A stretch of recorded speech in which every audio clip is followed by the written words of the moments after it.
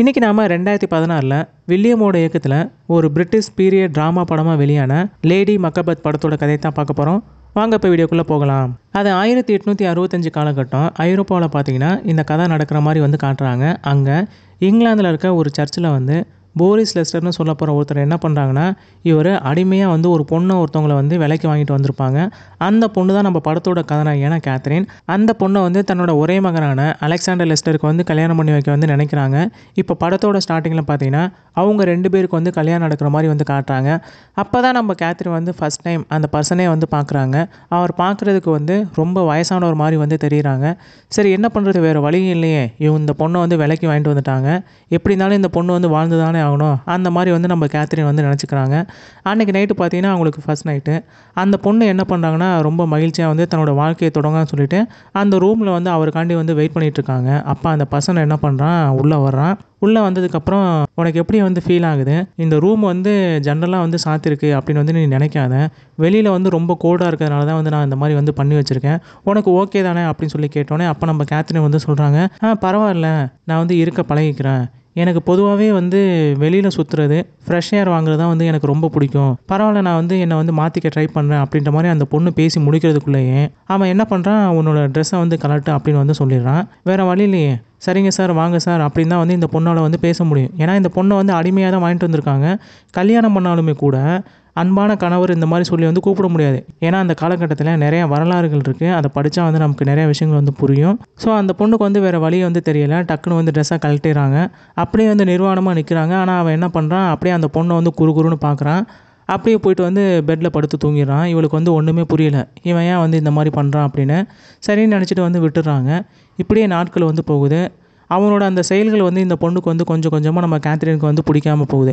இப்போ நீ வந்து வெளியில் போகக்கூடாது, எப்போவுமே இந்த வீட்டுக்குள்ளே தான் இருக்கணும், நாங்கள் சொல்கிறதான் வந்து கேட்கணும், சாப்பிடும்போது எந்திரிச்சு நிற்கணும், வாங்க சார் போங்க சார்ன்ற மாதிரி தான் வந்து கூப்பிடணும், வெளியில் போகக்கூடாது, இப்படி நிறையா வந்து ஒரே ரெஸ்ட்ரிக்ஷனாக வச்சா அந்த பொண்ணுக்கு வந்து எப்படி இருக்கும். ஸோ ஒரு நரகத்துக்குள்ளே இருக்க மாதிரி வந்து அந்த பொண்ணுக்கு ஃபீல் ஆகுது. அந்த வீட்டில் பார்த்தீங்கன்னா ஆனான்னு சொல்லிட்டு ஒரு பொண்ணு ஒருத்தவங்க வந்து வேலை பார்த்துட்ருப்பாங்க. அந்த பொண்ணு கூட மட்டும்தான் வந்து பேசுவான்.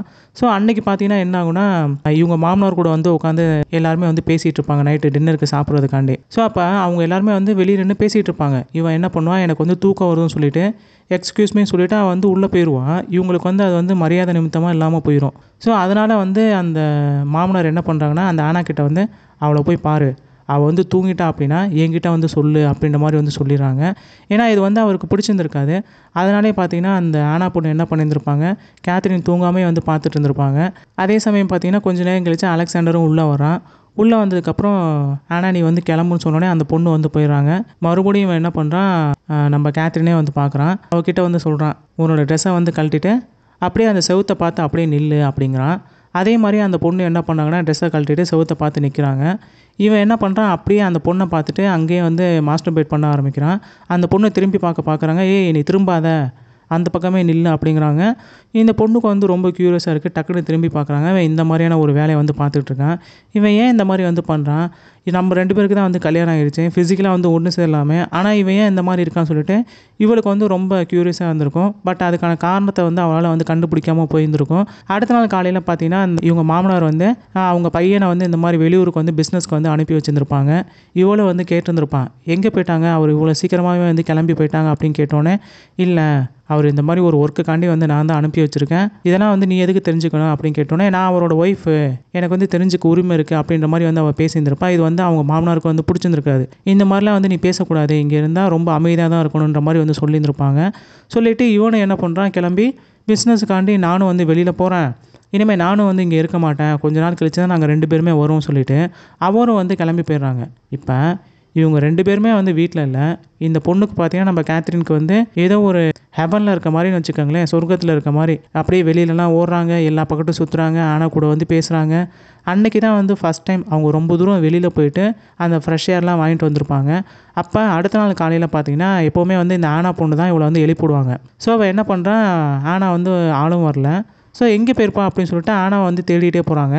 அப்போ இவங்களோட வீட்டு பண்ணைக்கு பார்த்தீங்கன்னா எஸ்டேட்டில் வந்து வேலை பார்க்குறதுக்கு நிறைய கருப்பினத்தை சார்ந்தவங்களை வந்து வேலைக்கு வந்து எடுத்து வச்சுருந்துருப்பாங்க. அதில் அந்த பசங்களாம் என்ன பண்ணியிருந்திருப்பாங்கன்னா, இந்த ஆனான்ற அந்த பொண்ணை என்ன பண்ணியிருந்திருப்பாங்கன்னா, ஒரு துணிக்குள்ளே வந்து போட்டு கட்டி அவளோட வெயிட் எவ்வளோன்னு சொல்லிட்டு செக் பண்ணிட்டு இருந்திருப்பாங்க. செக்ஸுவலாக வந்து அசால்ட் பண்ணியிருந்திருப்பாங்க. இதை பார்த்தோன்னே நம்ம கேத்ரினுக்கு வந்து செம்ம கோவம் வந்திருக்கும். அவளை வந்து இறக்கி விடுங்க, இல்லைனா என்னோடய ஹஸ்பண்ட் வந்தோடனே உங்கள் எல்லாரையும் வந்து நான் துரத்தி விட்ருவேன் அப்படின்னு சொன்னோன்னே பயந்து போயிட்டு அவளை வந்து இறக்கி விடுவாங்க. அப்போ தான் வந்து அவளே பார்க்குறா, அந்த பொண்ணு வந்து நிர்வாணமாக இருந்திருப்பாங்க. ரொம்ப பயந்துட்டு அந்த ஆனா பொண்ணு வந்து வேகமாக ஓடி இருந்திருப்பாங்க. அந்த கூட்டத்தில் பார்த்தீங்கன்னா இந்த பொண்ணை வந்து கட்டி மேலே தூக்கனோட பேர் என்னென்னு பார்த்தீங்கன்னா செபாஸ்டியன். அவனை பார்த்தோன்னே நம்ம கேத்ரினுக்கு வந்து பிடிச்சி போயிருந்திருக்கும். ஆனா பொண்ணு வந்து அந்த பக்கம் போயிருந்திருப்பாங்க. அப்போ ஆனா கிட்ட வந்து இவ கேட்குறான், அம்மா அங்கே வந்து ஒரு பர்சன் இருந்தானே, உன்னை வந்து பண்ணின்னு வந்து சொன்னானே, அவனோட பேர் என்ன அப்படின்னு சொல்லி கேட்டோன்னே அப்போ ஆனா வந்து சொல்கிறாங்க, அவனோட பேர் வந்து செபாஸ்டின்னு வந்து சொல்கிறாங்க. சொன்னோடனே வந்து இவளுக்கு வந்து அந்த பையன் மேலே வந்து ஒரு அட்ராக்ஷன் இருக்கான். ஸோ அன்றைக்கி நைட் என்ன ஆகுதுன்னு பார்த்தீங்கன்னா, இவன் வந்து ரூம்குள்ளே தனியாக உட்காந்துருக்கான். அப்போ அவங்களோட வீட்டு கதவை வந்து யாரோ தட்டுற மாதிரி இருக்குது. இவன் என்ன பண்ணுறா, அந்த கதவை போய் வந்து திறக்கிறான். அப்போ அவன் என்ன பண்ணுறான், மறுபடியும் இந்த பொண்ணை பார்த்துட்டு உள்ளே வர்றான். உள்ளே வந்தோடனே டக்குன்னு அந்த பொண்ணை கையை பிடிச்சிட்டு அப்படியே கிஸ் பண்ண ஆரம்பிக்கிறான். இவன் பிடிச்சி தள்ளி விட்றா, என்னால் முடியாதுன்ற மாதிரி நிற்கிறான். அப்புறம் டக்குன்னு உணர்ச்சி வசப்பட்டு அவங்க 2 பேருமே வந்து அப்படியே ஃபிசிக்கலாக வந்து ஒன்றாகிறாங்க. ஆனால் இந்த விஷயங்கள் எதுவுமே பார்த்தீங்கன்னா இந்த ஆனா பொண்ணுக்கு வந்து அது வரைக்கும் தெரிஞ்சிருந்திருக்காது. இப்படியே ஒவ்வொரு நாளும் பார்த்தீங்கன்னா இந்த கேத்ரின் என்ன பண்ணியிருந்திருப்பானா, அந்த செபாஸ்டியன் கூட வந்து இவங்க 2 பேரும் பெட்டில் ஒன்றாவே இருந்திருப்பாங்க. இவளுக்கு வந்து இது ரொம்ப பிடிச்சி போயிருந்திருக்கும். நம்ம 2 பேரும் சேர்ந்து வாழலான்ற அளவுக்கு வந்து பேசி வச்சிருந்திருப்பாங்க. அந்த சமயத்தில் தான் பார்த்தீங்கன்னா ஒரு நாள் நம்ம ஆனா என்ன பண்ணியிருந்திருப்பாங்கன்னா, இவன் உள்ளே வர்றதையும் அவங்க 2 பேரும் வந்து ஒன்றா இருக்கதையும் வந்து அந்த கதவோட அந்த கீ ஹோல் வழியாக வந்து பார்த்துருப்பான். இதுக்கப்புறம் அவளுக்கு வந்து என்ன பண்ணுறேன்னு தெரிஞ்சிருக்காது. இதை பற்றி நீ வெளியிலேருந்து சொன்ன அப்படின்னா ஒன்று வந்து கொன்றுன்ற மாதிரி வந்து அவன் மிரட்டி வச்சிருந்திருப்பான். அதனாலே பார்த்தீங்கன்னா நம்ம ஆனா வந்து இவகிட்ட வந்து கொஞ்சம் கொஞ்சமாக விலகி போக ஆரம்பிச்சிருப்பான். இப்போ படத்தோட ஸ்டார்டிங்ல இவங்களோட மாமனார் என்ன பண்ணியிருந்திருப்பாங்க, பிசினஸ் விஷயமா நான் வந்து வெளியில போறேன் அப்படின்ற மாதிரி சொல்லிட்டு போயிருந்திருப்பார் இல்லையா. அவர் என்ன பண்ணியிருந்திருப்பான்னா மறுபடியும் வந்து வீட்டுக்கு வந்திருப்பாங்க. வீட்டுக்கு வந்தோடனே இந்த மாதிரி அவருக்கு வந்து தெரிஞ்சிருந்திருக்கும், நீ வந்து அடிக்கடி வெளியில போறியாம்ல, இந்த மாதிரி யாருமே வீட்டில் இல்லாத நேரத்தில் யாரோ ஒரு பையன் கூட வந்து நீ ஒன்று சேர்ந்துட்டு ஊர் சுத்துறியாம்ல, இது வந்து ஊர் முழுக்க வந்து எல்லாரும் வந்து பேச ஆரம்பிக்கிறாங்க. நீ என்ன பண்ற, நீ வந்து ஒரு நல்ல மருமகளா இருப்பேன்னு வந்து நான் நினைச்சேன், ஆனா இந்த மாதிரி வந்து நீ ஒரு அதுவா இருக்கே அப்படின்ற மாதிரி வந்து அவர் பேசியிருந்திருப்பாங்க. இவளுக்கும் பார்த்தீங்கன்னா அது ரொம்ப ஷாக்கிங்காக இருந்திருக்கும். யாராவது அதெல்லாம் வந்து சொல்லியிருந்திருப்பா அப்படின்னு வந்து நினைச்சிட்டு அந்த ஆனாவே வந்து பார்க்குறா. அவள் வந்து அந்த பக்கம் திரும்பிக்கிறான். அதுலேயே வந்து தெரிஞ்சு போயிருது இது வந்து ஆனா தான் வந்து போட்டு கொடுத்துருப்பா அப்படின்னு. அதே சமயம் அந்த போரிஸ் என்ன பண்றாருன்னா, இப்போ செபாஸ்டியன் தான் இது எல்லாத்துக்கும் காரணம் சொல்லிட்டு அவனை போட்டு அடிச்சு அங்க இருக்க ஒரு ரூம்குள்ள போட்டு வந்து பூட்டி வச்சிடறாங்க. இவன் என்ன பண்றான், அந்த செபாஸ்டியனை பார்க்கறதுக்காண்டி அங்க வந்து போக பார்க்கறான். அங்க பார்த்தீங்கன்னா அந்த கதை வந்து சாத்தி கிடக்கு. இப்போ நீங்க வந்து அவனை வெளியில விடுறீங்களா இல்ல நான் வந்து போகட்டா அப்படின்ற மாதிரி வந்து இவ பேசுறான். அப்ப அவர் வந்து சொல்றாரு, உன்னை வந்து நான் ஒரு நல்ல பொண்ணு நினைச்சுன்னா நான் வந்து இந்த வீட்டுக்கு வந்து கூட்டிட்டு வந்தேன், உன்னை மருமகளா ஆக்குனேன், ஆனா நீ என்னோட பையனுக்கே வந்து துரோகம் பண்றியே அப்படின்னோடனே, அப்படியா நானா துரோகம் பண்றேன், அப்போ உன் பையன் எங்க, உன் பையனை வந்து கூட்டிட்டு வாங்க, அவன் எங்க போயிட்டான், அவன் எங்க போனான்னு கூட வந்து என்கிட்ட வந்து நீங்க இன்னும் சொல்லல அப்படின்னோடனே அவருக்கு வந்து செம்ம கோவமா இருந்தது. டப்புன்னு போட்டு நம்ம கேத்ரினே வந்து அரைஞ்சிட்டு போயிடுறாரு. அடுத்த நாள் வந்து அவங்க எல்லாருமே உட்காந்து சாப்பிட்டுட்டு இருப்பாங்க. இந்த பக்கம் நம்ம கேத்ரின் கிட்ட வந்து அவர் சொல்றாரு, இங்க பாரு, இங்க இருக்கதா இருந்தா இங்க இருக்க ரூல்ஸ் எல்லாம் ஃபாலோ பண்ணிட்டு பேசாம இரு, கொஞ்ச நாள் என்னோட பையன் வந்துருவான், நீங்க 2 பேரும் வந்து சேர்ந்து வாழ்வீங்கன்ற மாதிரி வந்து பேசி வச்சிருப்பாங்க. ஆனா அவ வந்து கேட்கற மாதிரியே இல்ல, அந்த பையனை வந்து வெளியில விடுங்கன்ற மாதிரி வந்து கேட்டுட்டே இருந்திருப்பான். அப்ப பாத்தீங்கன்னா போரிஸ் என்ன பண்ணிருப்பானா, ஃப்ளூரேன்னு சொல்லப்படுற ஒரு ட்ரிங்க் ஒன்று வந்திருக்கும். அந்த ட்ரிங்க் போய் நீ எடுத்துட்டு வா அப்படின்னு சொல்லிட்டு ஆனா கிட்ட வந்து சொல்றாங்க. அவ போய் பாக்குறான், அங்க வந்து இல்ல. ஏன்னா அந்த ட்ரிங்கை தான் வந்து நம்ம கேத்ரினும் அந்த செபாஸ்டியனும் என்ன பண்ணிருப்பானா அடிக்கடி ஒன்னா இருக்கும்போது வந்து அதையும் எடுத்து குடிச்சு காலி பண்ணிருப்பாங்க. ஆனா இந்த விஷயம் பாத்தீங்கன்னா நம்ம ஆனாக்கு வந்து முன்னாடியே தெரியும். அவ என்ன பண்ணிருப்பானா, இவ மிரட்டுற அந்த ஒரே காரணத்துக்காண்டி கேத்ரினோட அந்த பேச கேட்டுட்டு அது வந்து எனக்கு தெரியல, அது வந்து காணாம போச்சு அப்படின்னு வந்து போய் சொல்லியிருந்திருப்பான். அதனாலே பாத்தீங்கன்னா அவளை பிடிச்சி இவர் வந்து திட்டிட்டே இருந்திருப்பாங்க. அப்ப அவர் என்ன பண்றாருன்னா, சரி இதான் உனக்கு வந்து கடைசி தடவை, இனிமே வந்து அந்த பையனை கூட்டிட்டு வராத, இல்லனா இங்க வேற மாதிரி ஆயிடுன்ற மாதிரி சொல்லிட்டு அவர் என்ன பண்றானா பக்கத்துல இருக்க ஒரு ரூம்குள்ள வந்து போறாங்க. இப்ப நம்ம கேத்ரின் என்ன பண்றானா, அவர் ரூம்குள்ள போயிட்டு கதவை சாத்தினதுக்கு அப்புறம் அங்க உட்கார்ந்திருக்க ஒரு சேரை கொண்டு போயிட்டு அந்த ரூமுக்கு முன்னாடி வந்து வச்சிடறாங்க. ஸோ அவரே வந்து திறக்க முயற்சி பண்ணாலும் கதை வந்து திறக்க முடியாது. ஸோ அந்த மாதிரி ஆனதுக்கு அப்புறம் இவன் என்ன பண்றான், அந்த சேர்ல வந்து உட்காரா. ஆனா வந்து கூப்பிடுறான், இங்க வந்து உட்கார, ஆனா உன்னை பத்தி சொல்லு, உங்க அப்பா என்ன பண்றாங்க, உன வீட்டுக்கு வந்து நீ போவியா இல்லையா அப்படின்ற மாதிரி ரொம்ப கேஷுவலா வந்து பேசிட்டு இருந்திருப்பான். ஆனா அந்த பக்கம் அந்த போரிஸ் என்ன பண்ணிருப்பானா, கதவு திறக்க வந்து ரொம்ப முயற்சி பண்ணிருப்பாங்க.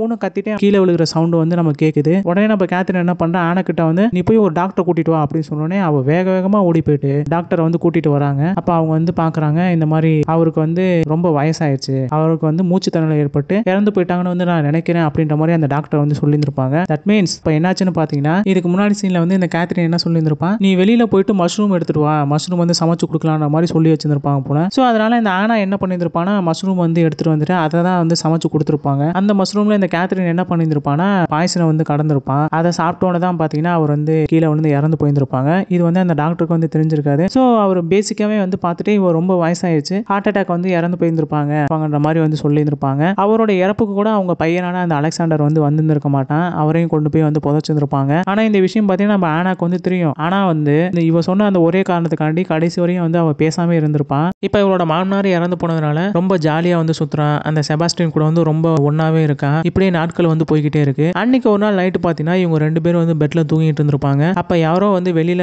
வர சவுண்ட் வந்து கேட்டு இருந்திருக்கும், குதிரை கணைக்கிற மாதிரி. இவன் என்ன பண்ணிருப்பானா அந்த ஜன்னலை திறந்து பார்க்கறான். அங்க வந்து வெளியில குதிரை வந்து கட்டி கிடக்கு. இவளுக்கு வந்து புரிஞ்சு போயிருச்சு, வெளியில போனா தன்னோட கணவர் அலெக்சாண்டர் வந்து மறுபடியும் வந்துட்டாங்கன்னு நினைச்சிட்டு அந்த பர்சன் இருக்கான் பாத்தீங்கன்னா செபாஸ்டியன், அவன் வந்து டே எந்திரி எந்திரி, என் புருஷன் வந்துட்டான்னு நினைக்கிறேன், நீங்க வந்து எப்படியாச்சும் போயிடும் அப்படின்னு சொன்னோன்னே அவனுக்கு வந்து செம்ம கோவம் வந்துடும். எதுக்கு என்ன வந்து போக சொல்றேன், நீ கூப்பிட்டா வரணும், நீ கூப்பிட்டா போகணும், இதுக்காக வந்து என்ன இருக்கேன், இனிமேல நான் வரமாட்டேன்ற மாதிரி வந்து பேசியிருந்திருப்பான். அதுக்கெல்லாம் இப்ப நேரம் இல்லை, நீ அங்கிட்டு போய் அந்த ரூம்ல மட்டும் ஒளிஞ்சுக்க, நான் அதுக்கப்புறம் வந்து அவர்கிட்ட பேசி அனுப்பி வச்சுட்டு நான் உன்னை வந்து பாக்குறேன் அப்படின்ற மாதிரி வந்து இவன் சொல்லிட்டு இவன் என்ன பண்றான், அவனை அனுப்பிச்சு விட்டுட்டு அப்படியே அந்த பெட்டெல்லாம் வந்து சரி பண்ணிட்டு அப்படியே வந்து உட்காந்துருக்கான். இவனை என்ன பண்றான், டக்குன்னு கதவை திறந்துட்டு உள்ள வரான். ஏய் நீ என்ன பண்ற, நீ என்ன தூங்கலையான்னு சொல்லி வந்து அவன் கேட்கறான். இல்ல எனக்கு வந்து வெளியில அந்த குதிரை கணக்கிற சவுண்ட் வந்து கேட்டுச்சு, அதனாலதான் வந்து நான் எந்திரிச்சிட்டேன் அப்படின்னோடனே இவருக்கு பாத்தீங்கன்னா இவளை பார்த்தோன்னே வந்து டவுட் வர ஆரம்பிச்சிடும். இவளோட முடி கலைஞ்சிருக்கதும், இவ வந்து வழக்கத்துக்கு மாறா ரொம்ப மகிழ்ச்சியா இருக்கிறதும், இவ வந்து காலை விரிச்சு வச்சு உட்கார்ந்து இருக்கதும், இதை பார்த்தோன்னே இவருக்கு வந்து செம்ம டவுட் வர ஆரம்பிச்சிடும். அப்ப அவ என்ன பண்றான், சரி நீங்க ரொம்ப களைப்பா வந்திருப்பீங்க, நான் போய் உங்களுக்கு வந்து டீ போட்டு எடுத்துட்டு வரேன்னு சொல்லிட்டு டீ எடுத்துட்டு அப்படியே இவருக்கு கொண்டு வந்து கொடுக்குறா. அப்ப அந்த டீயை குடிச்சிட்டு அவன் வந்து சொல்றான், எனக்கு வந்து தெரியாதுன்னு நினைச்சியா,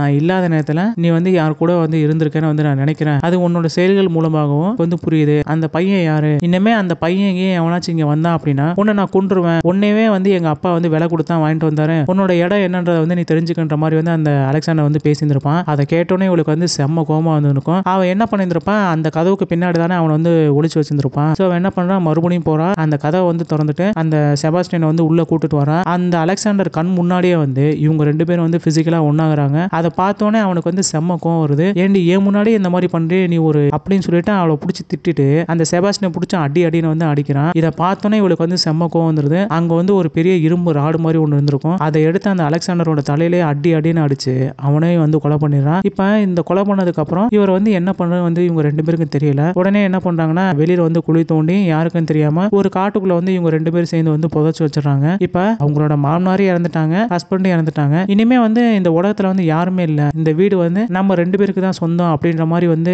இவங்க 2 பேரும் பேசி வச்சிருந்திருப்பாங்க. ஆனா இந்த விஷயங்கள் எல்லாமே பாத்தீங்கன்னா இந்த ஆனா பொண்ணுக்கு வந்து தெரிஞ்சிருக்கும். ஆனா அவளால வந்து வெளியில சொல்ல முடியாத ஒரு சோகத்துல வந்து இருந்திருப்பான். இப்படியே வந்து நாட்கள் போகுது. அப்ப ஒரு நாள் பாத்தீங்கன்னா இவங்களோட வீட்டுக்கு வந்து ஒரு லேடியும் ஒரு பையனும் வந்து உள்ள வராங்க. உள்ள வந்துட்டு இந்த மாதிரி அலெக்சாண்டர் வந்து வெளியூர் போனதா வந்து சொல்லிட்டு போனா பாத்தீங்களா படத்தோட ஸ்டார்டிங்ல, அவனுக்கு பாத்தீங்கன்னா ஆல்ரெடி வந்து ஒருத்தவங்க கூட வந்து அஃபேர் இருந்திருக்கும். அவன் என்ன பண்ணியிருப்பான், இந்த வீட்டோட பாதி சொத்தை வந்து அவங்க 2 பேர் மேலேயும் வந்து எழுதி வச்சிருந்திருப்பான், அந்த பையனுக்கும் அவங்களோட ஒய்ஃபுக்கும். ஸோ அவங்க 2 பேருக்கும் எழுதி வச்சதுனால இப்ப இவர் வந்து என்ன பண்ணியிருந்திருப்பாங்க, கொஞ்ச நாள் கழிச்சு இவளை பார்க்கறதுக்காண்டி இவங்க வீட்டுக்கு வந்தாங்க இல்லையா, அதாவது இவங்க அப்பா இறந்து போயிட்டாங்க, இவங்க அப்பாவோட அந்த கல்லறையை வந்து நான் பார்க்கணும் அப்படின்னு சொல்லிட்டு தான் வந்து அங்க வந்திருந்திருப்பான். அங்க வந்ததுக்கு அப்புறம் தான் இந்த மாதிரி பிரச்சனை ஏற்பட்டு இவன் என்ன பண்ணியிருப்பான், அடிச்சு கொண்டு வந்திருப்பான் இல்லையா. ஸோ இவன் வர்றதுக்கு முன்னாடி என்ன பண்ணியிருப்பானா, அந்த அந்த பொண்ணோட பேர் என்னன்னு பார்த்தீங்கன்னா ஆக்னஸ். அவங்களுக்கு வந்து ஒரு பையன் இருந்திருப்பாங்க, அந்த பையனோட பேர் வந்து டெடி. அவங்க வீட்டில் தான் வந்து அந்த அலெக்சாண்டர் இருந்திருப்பான். அப்போ அவங்க கிட்ட என்ன சொல்லியிருந்திருப்பானா, இந்த மாதிரி எனக்கு வந்து அவசர வேலையா இருக்கு, எங்க அப்பா வந்து இறந்துட்டாரு, நான் கல்லறைக்கு வந்து போய் பார்க்கணும், நான் வந்து போயிட்டு வரேன்னு சொல்லிட்டு தான் அவன் என்ன பண்ணியிருப்பானா கிளம்பி இவங்களோட வீட்டுக்கு வந்திருப்பான். ஆனா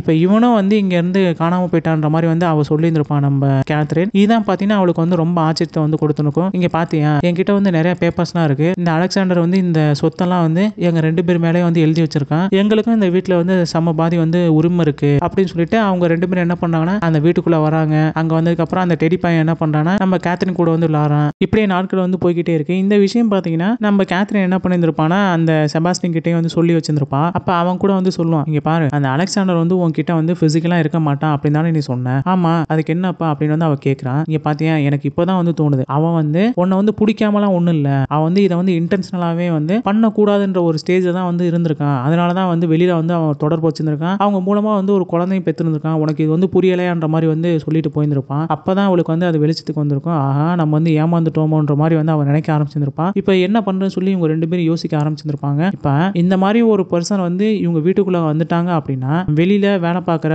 பண்ணையில இருக்க ஒரு பையனை வந்து எப்படி இவங்களோட வீட்டுக்குள்ள விட மாட்டாங்க இல்லையா. அதனாலே பார்த்தீங்கன்னா இந்த செபாஸ்டியனால வந்து இப்போ இந்த ஆக்னஸ் வீட்டுக்குள்ள இருக்கிறதுனால அவனால வந்து வீட்டுக்குள்ள வர முடியல. ஏன்னா வீட்டுக்குள்ள வந்துட்டான் அப்படின்னா பெரிய ஒரு குற்றம் மாதிரி வச்சுக்கோங்களேன். ஏன்னா அந்த கருப்பு வெள்ளை இந்த மாதிரியான ஒரு பாலிடிக்ஸ் இருக்கு இல்லையா, அது ரொம்ப அந்த காலகட்டத்தில் வந்து ரொம்ப ஃபயரா இருந்தது. ஸோ அதனால வந்து இவனால வீட்டுக்குள்ள வர முடியாது. ஒருவேளை வீட்டுக்குள்ள வந்தா அப்படின்னா அவனை பிடிச்சி வந்து ஹேங்கிங் கூட பண்ணிடுவாங்க. அதனாலே பயந்துட்டு அந்த செபாஸ்டியன் என்ன பண்றான், அவனுக்கு கொடுக்கப்பட்ட அந்த இடத்துல வந்திருக்கான். இப்ப பார்த்தாலும் ஆனா கூடவே வந்து பேசிட்டு இருந்திருப்பான். அப்ப பாத்தீங்கன்னா அன்னைக்கு ஒரு நாள் அந்த ஆனா கூட வந்து அவ வந்து அந்த மஷ்ரூம்லாம் பறிச்சுட்டு வீட்டுக்கு வந்திருந்திருப்பான். அவ பின்னாடியே வந்து இவனும் என்ன பண்ணிருப்பான், போயிட்டு இருந்திருப்பான். இந்த கேத்ரின் என்ன பண்றான், செபாஸ்டியன் செபாஸ்டியன் சொல்லி கத்திக்கிட்டே வந்து வெளியில போயிருந்திருப்பான். அப்ப அந்த சின்ன பையன் ரெடி என்ன பண்ணிருப்பான், கிரிக்கெட் விளையாண்டுட்டு இருந்திருப்பான் தனியா. இங்க பாரு நான் இப்படி கிரிக்கெட் விளையாடுறத வந்து பாருங்க அப்படி சொல்லி இவளை பிடிச்சி இழுத்துருப்பான் கேத்ரினை. ஆனா அவன் என்ன பண்ணிருப்பான், அவன் வந்து நம்ம கூட வந்து பேச மாட்டானே, நம்ம கூட பழக மாட்டான்னு சொல்லிட்டு அவன் அந்த விரக்தியில வந்து போயிட்டு இருக்கறனால என்கிட்ட வராத அப்படி சொல்லி பிடிச்சி தள்ளி விட்டுட்டு வந்து போயிருந்திருப்பான். அதுல அந்த பையன் பாத்தீங்கன்னா வந்து காணாம வந்து போயிருந்திருப்பான். எல்லாருமே வந்து தேட ஆரம்பிச்சிருப்பாங்க. இவளுக்கு வந்து தெரியல நம்ம தானே வந்து கடைசியா பேசணும், அந்த பையன் எங்கிட்டாச்சும் போயிட்டானு சொல்லிட்டு வந்து அவளே வந்து அழுகிற மாதிரி வந்து போயிருந்திருப்பான். அப்ப இந்த